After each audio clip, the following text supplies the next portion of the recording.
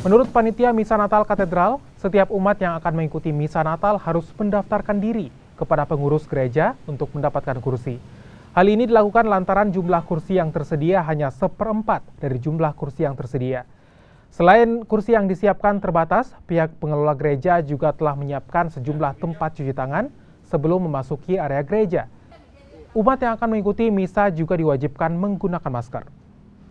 Kami menerapkan protokol kesehatan dengan sangat ketat, yaitu begitu umat masuk ke halaman gereja diwajibkan mencuci tangan. Kemudian di depan pintu masuk ke gereja itu ada pengecekan suhu tubuh dan penyemprotan disinfektan lagi untuk pembersihan tangan. Setelah itu baru diperkenankan masuk ke gereja. Dan untuk kapasitas kami hanya menggunakan 25% dari kapasitas yang ada.